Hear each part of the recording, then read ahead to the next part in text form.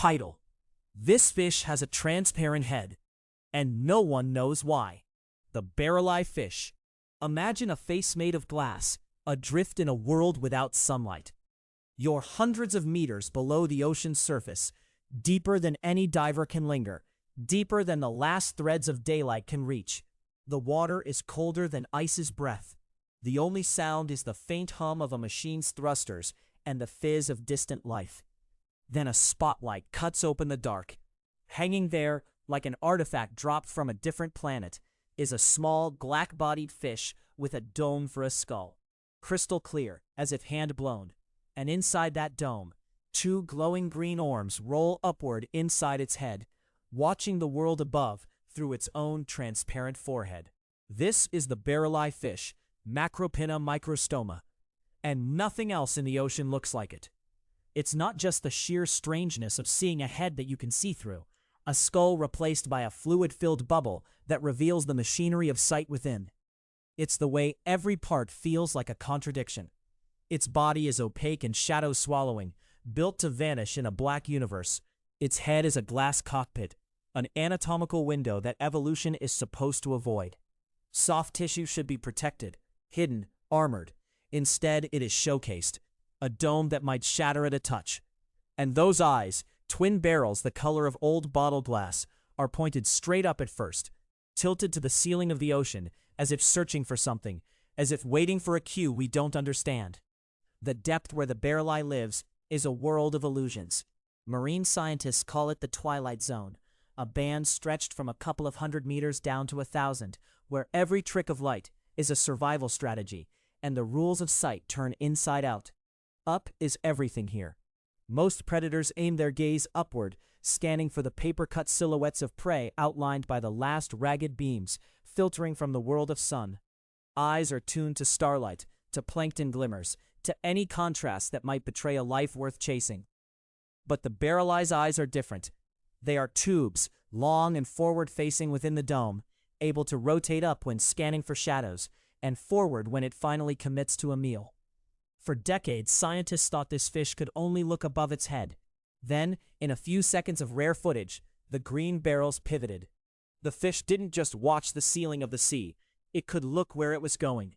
Everything we'd assumed had been captured in a net and broken. That last part is not metaphor. For most of modern science, the only barreleye specimens were dragged up in trawls, their delicate head domes burst by pressure changes or shredded by mesh. What arrived on deck looked like a fish with naked eyes, exposed to the water, a fragile, lopsided creature that didn't seem to make sense. The transparent dome was missing, erased by the violence of the ascent. The body wrote one story. The instruments that should have told the rest were gone. Then came remotely operated vehicles and quiet, patient cameras, cruising through submarine canyons. Lights narrowed to knife points, operators steering as if approaching a star on the verge of collapse. And there it was, in Monterey Bay's inky canyon, off the coast of California, calmly hovering like a balloon that decided to become a predator. Its broad fins spread like glider wings for control. The dome caught the beam and reflected it as a dim halo. The eyes inside glowed green, and then they rotated, slow and purposeful, turning forward to meet the future. It took thousands of dives to catch those moments. In the span of decades, researchers logged only a handful of encounters. Imagine combing through miles of black ocean and finding, for a few minutes, a fish the size of your hand that looks as if it is peering through a windshield. The footage confirmed what textbooks hadn't dared to. Inside that gel-clear canopy, the eyes aren't just fixed lenses sucking in the last microwatts of light. They are dynamic, mobile, swiveling with intent. There is design here, if evolution can be called a designer, aimed at a highly specific life. Which begs the question that has hooked biologists, filmmakers, and anyone who's ever seen the clip. Why give a fish a see-through head? The short answer is that no one knows for certain. The long answer is a labyrinth. One theory says the dome is a shield because the barreleye drifts near living minefields, colonies of stinging siphonophores, meter-long chains of jelly-like clones that hunt with curtains of poison thread. If this fish steals meals from those tentacles, or wades into them, picking off trapped crustaceans like a thief among snares. Then a helmet of living glass would matter. The eyes are too valuable to risk. The dome could be a riot shield and a windshield at once, a way to push into the danger without going blind. But when theories are raised this deep, there's rarely just one explanation floating alone. Another answer hides in the green glow. The barreleye's eyes contain pigments that act like sunglasses for a world made of darkness, filtering specific wavelengths and sharpening contrast.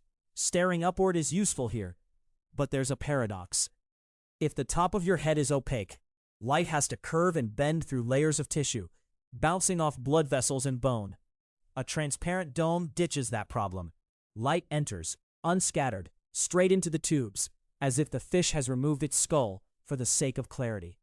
Doing that without going blind to parasites, infections, and damage is like building a glass house in a hailstorm and never daring a crack. The cost must be worth it. But worth it how? To avoid being seen?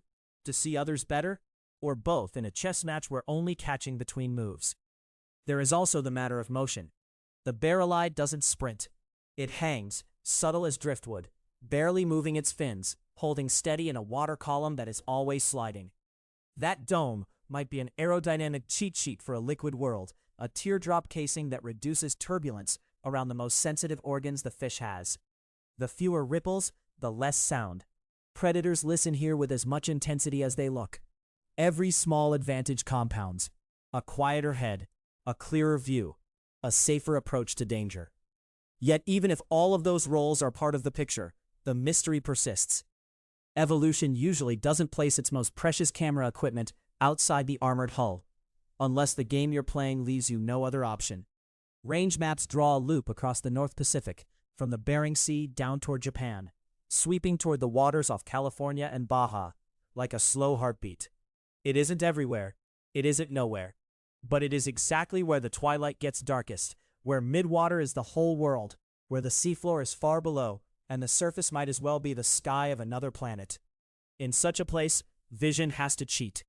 Many fish grow light organs on their bellies to erase their shadows, a magic trick called counter-illumination. Some compress their eyes into silver ovals the size of dinner plates. The barreleye does something else. It brings the horizon indoors, into a lab-grade dome, and points two periscopes straight at the ceiling. It is small, but strangely imposing. An object that makes you feel watched, even as you study it. It drifts with the certainty of a device on a job. The mouth is a polite line, undersized, not a trap for lunging, but a tool for picking. The fins are conspicuously large compared to the body, slow paddling planes that hold position with exquisite care.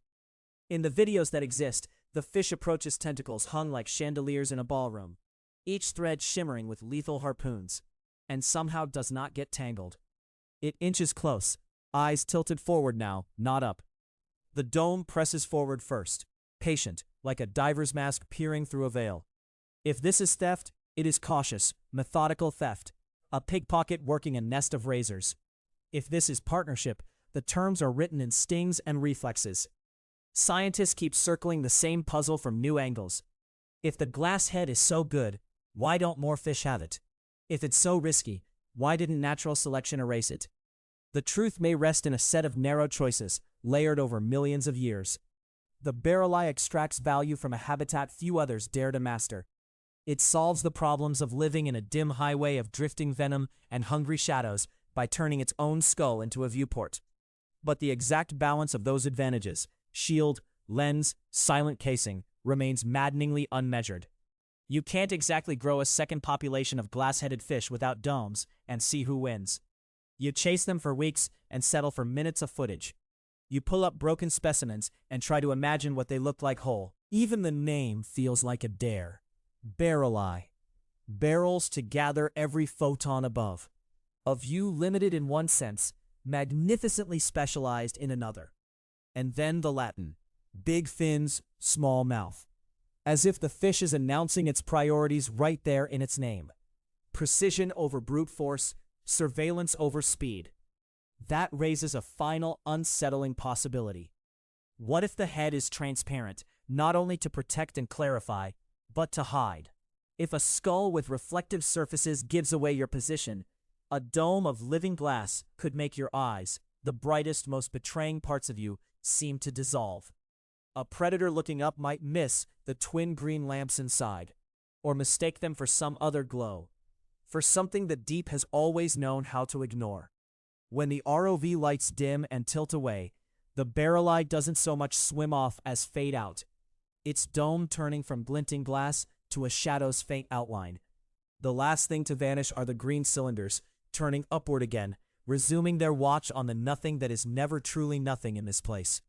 To finally understand that watch, to piece together why nature would gamble transparency on a battlefield built from darkness and sting, we have to follow where it goes next. We have to move with it toward the floating cities of venom that hang like draped galaxies in the black. Because somewhere in those glassy threads, among lives that kill at the touch of a hair, lies the closest thing we have to an answer. And if the answer is there, it means the barreleye's greatest secret will only be revealed when it is willing to risk its eyes.